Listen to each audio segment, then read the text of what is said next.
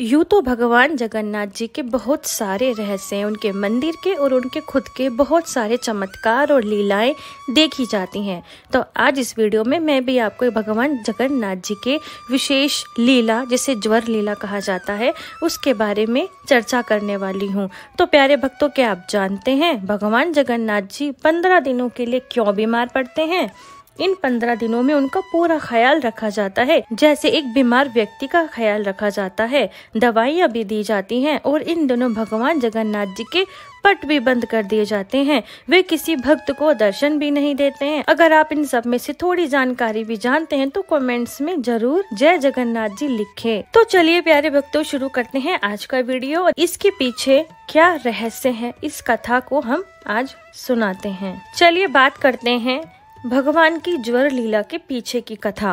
ज्येष्ठ मास की पूर्णिमा से भगवान रोगी हो जाते हैं। तो राधे राधे प्यारे दोस्तों, आज की कथा बहुत ही रोमांचक होने वाली है। यह बात 250 साल पुरानी है। प्रभु जगन्नाथ जी के एक प्यारे भक्त माधव दास जी उड़ीसा में पुरी नामक जगह पर रहते थे। उनका भगवान के सिवा कोई ना था। पूरे समय भगवान जगन्नाथ जी के ध्यान में रत रहते थे, उन्हीं की सेवा करते थे। नित्य प्रतिदिन उनके दर्शन करने को जाते थे। अकेले बैठे बैठे ही भगवान का भजन किया करते थे। ये भगवान जगन्नाथ जी को ही अपना सर्वस्व मानते थे। एक बार माधव दास जी को अतिसार यानी उल्टी दस्त का रोग हो गया। उस समय माधव दास जी इतने कमजोर हो निर्बल हो गए कि उनसे स्वयं ना तो वो उठ सकते थे, ना ही बैठ सकते थे।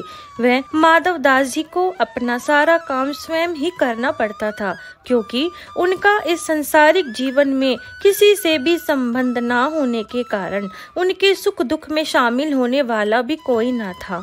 अब उनकी तबीयत इतनी ज्यादा खराब रहने लगी कि वे अपने काम को भी करने में समर्थ ना थे। अब ये बात भगवान जगन्नाथ जी को सहन ना हुई, क्योंकि भगवान अपने भक्त का दुख नहीं देख पाते।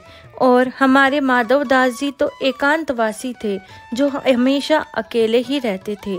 तो अब स्वयं भगवान जगन्नाथ जी अपने भक्त की सेवा करते चले आए। माधव के गंदे वस्त्र जो उल्टी दस्त में सने रहते थे, भगवान खुद अपने हाथों से उसे धोया करते थे। माधव दास जी को भी स्वच्छ किया करते थे।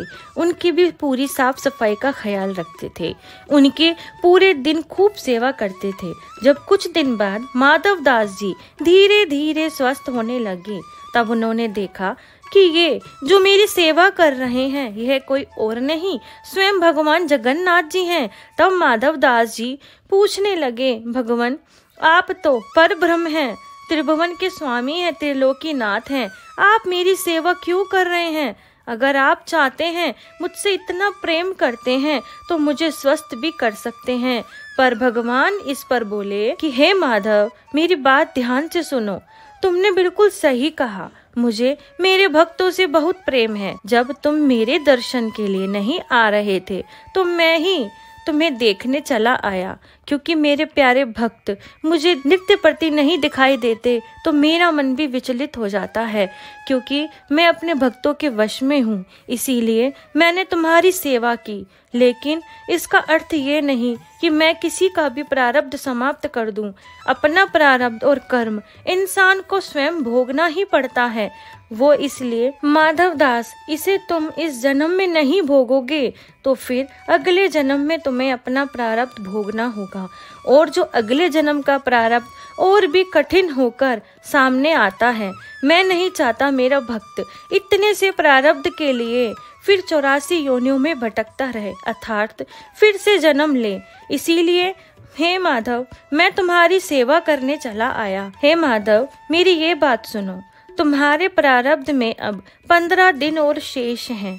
मैं प्रेमवश होकर मैं तुम्हारा 15 दिन का रोग स्वयं पर ले लेता हूँ। ऐसा कहकर भगवान जगन्नाथ जी ने माधव के 15 दिन के रोग अपने ऊपर ले लिए। इस प्रकार 15 दिन का रोग भगवान ने माधव दास जी से ले लिया और माधव दास जी को स्वस्थ कर दिया। इस तरह से जब से और अब तक रथ यात्रा के निकलने से पहले ही 15 दिनों के लिए भगवान बीमार होते हैं। इस दौरान भगवान को कुछ विशेष काढ़ा, फलों का रस व दलिये का ही भोग लगाया जाता है और भगवान के भी पट बंद कर दिए जाते हैं। भगवान अपने किसी भक्तों को इस दौरान दर्शन नहीं देते।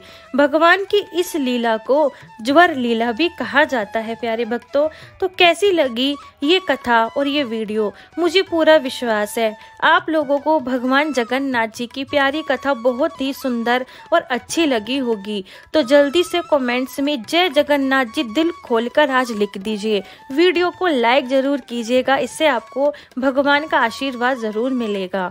और हमारे चैनल पर आप नए हैं और अभी तक आपने हमारे चैनल को सब्सक्राइब नहीं किया है, हमारे चैनल पर इसी तरह भगवान से जुड़ी हुई, धर्म से जुड़ी हुई कथाएं आपको सुनने को मिलेंगी।